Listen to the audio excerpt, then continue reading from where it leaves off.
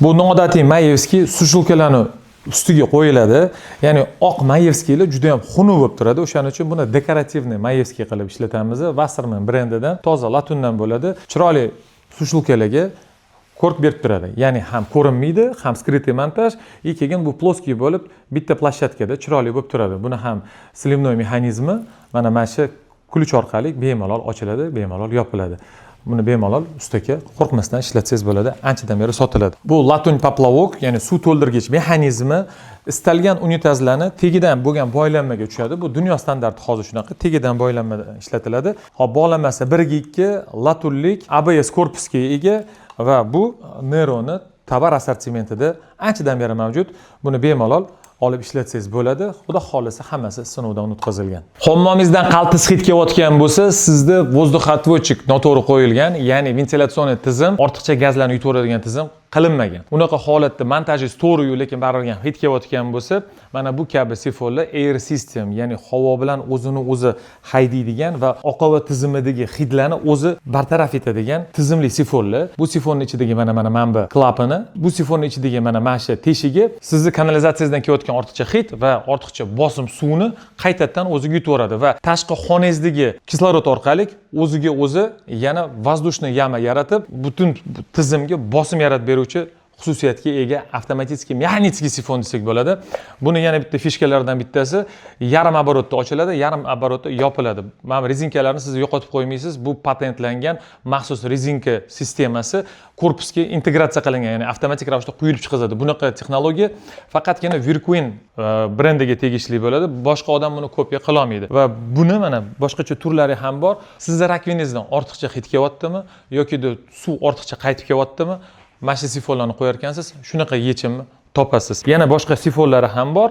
Buni mana 120 ga cho'ziladigan rakvina sifonlari komplektatsiyasida mana bunaqa chashachkalar bilan bo'ladi. Bu Rossiyada ishlab chiqariladi. Fransiya korporatsiyasi 11 ta mamlakatda o'zini fabrikalariga ega.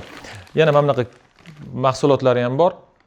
Bu 120 sifon, zigzag, bizning oddiy tilda tir deyiladi. Endi bunga ayb tutmaysizlar, bu 25 yildan beri shunaqa rejimda. Eksentrichniy manjetlar unitazni montajiga ishlatiladi. Bularni ikki xil turdagisi bo'ladi, ya'ni kosoy va primoy. Ustiga buni bemalol qo'ysangiz bo'ladi. Minus havoda ham, plus havoda ham o'zini xususiyatini yo'qotib qo'ymaydi va toshdek qotib qolmaydi. Bemalol montajingizda qo'rqmasdan ishlatsangiz bo'ladi. Buni materiali TPV deyiladi. Bu PVH emas. Sotuvchi ukam mana shu taqali mexanizmni ko'rar ekansiz, biling bu quyma unitazlarga mexanizm komplektatsiyasida poplovogi, slivnoy mexanizmi va mana bu knopkalari bo'ladi. Bular T126, T127, T131 modellarimizga tushadi. Modellarini nimada farqlaymiz deydigan bo'lsanglar, ikki xil balalikda bo'ladi. Aksariyat mana shu ikkalasi top seller, ikki xil balalikdagina do'koningizga qo'yar ekansiz. Xudo xolisa xaridorlar barcha yechimlari topiladi. Bular bir-biriga moslashib ketaveradi. Agarda litrajini to'g'rilayman deydigan bo'lsa, ustiga mana mashtadan litrajini to'g'rilasa bo'ladi. Buni bemalol pastga tepaga chiqazib, bundoq qilib ishlatsa, ortiqcha kerak emas bo'lgan litr ishlatilmaydi. Bunaqa qulayliklar mana Mamtada ham bor.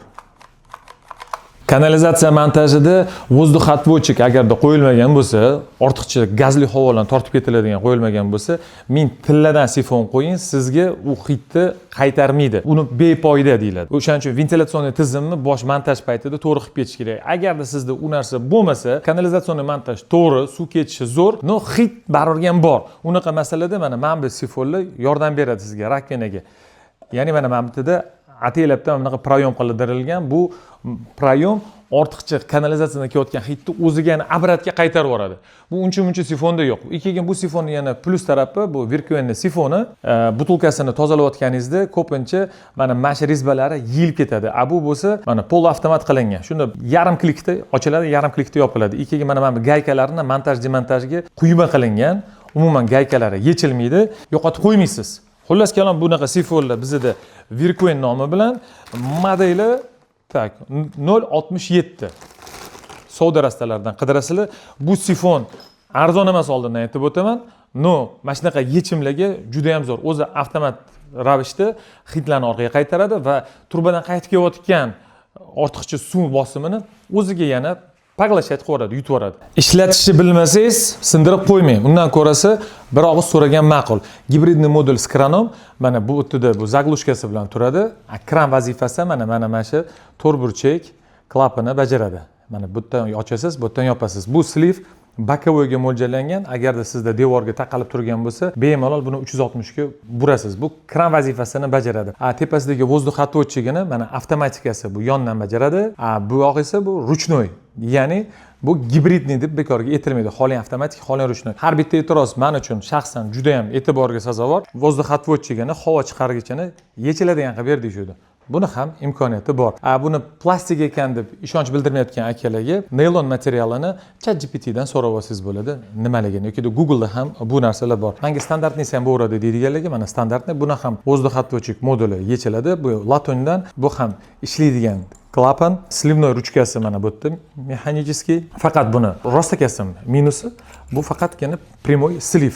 Buni ham ustali o'ziga to'g'rilab olsa bo'ladi. Istalgan payt mana bundan zaglushka qilib, butini qotirib qo'ysangiz bo'ladi. Bu ikkala mahsulot yangi g'ildirak emas, shunchaki har bir detalni sotayotgan bizni xodimga bo'lgan bu video darslik.